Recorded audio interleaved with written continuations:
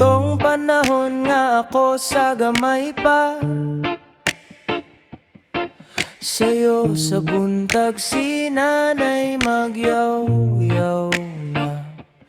Kay taas na ang adlaw, wala pagihapon ko mo mata. Dili na lang sa ko mo eskwela kay oto na. Manuguay papod ko sa kanding ug baka. Lapas naman di ay ang alas 8, kay milabay na ang eroplano. Magbaktas put ko og 5 ka kilometro layo kaayo. Moagi pa ko bungtod sa Kambagyo.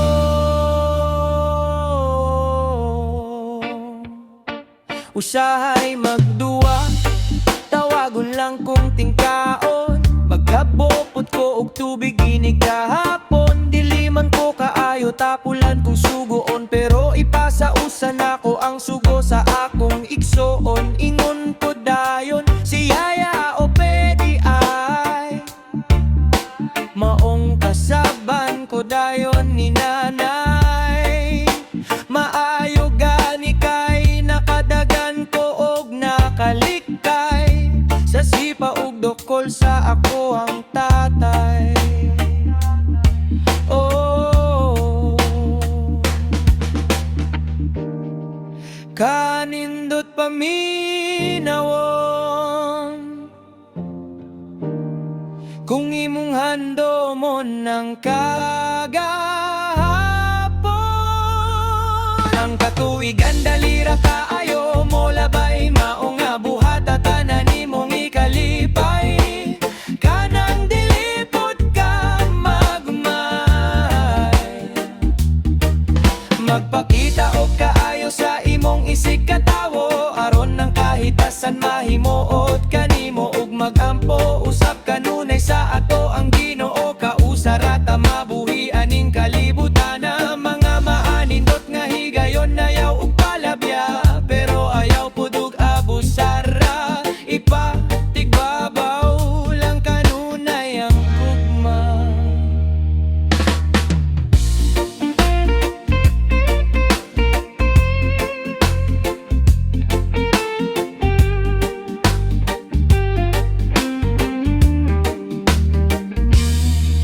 Nagdako na ko ug hapit na maulitawo.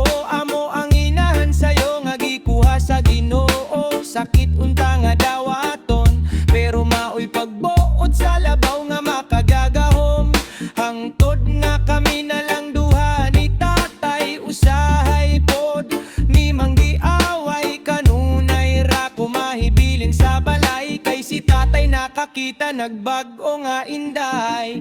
Ug sa dihang nakakaton ako og bisyo, moinom na ko ug mo sigarilyo. Asa ang pakals dayon ugad ko, bisan pag naas pikas baryo. Magbasketball pod adto sa sintro, apil pod kog duwa bisag di kahibawo. Dagan-dagan mang luod ug di pasahan, maayo pay itagay kay klarong shot na taan. Dool na ang pista kay naanay, baylihan ug ang disco sa disperas ug katumanan. Mao jud ni ang kalipay sa manako nga sa bukid nagdako. Hangtod nga diri nako sa layo nang inabuhi, nang limbasog sa mga pagsulay ug nakitigi. Og nakita usab nako ang akong kapikas sa kinabuhi, nga maoy gihatag sa Ginoo ug akong gipili. Unya nagtukod kog ako ang pamilya, gihatagan og mga liwat nga gwapo ug gwapa. Pandili malikayan na ay mo abot nga mga problema, pero nay Ginoo mao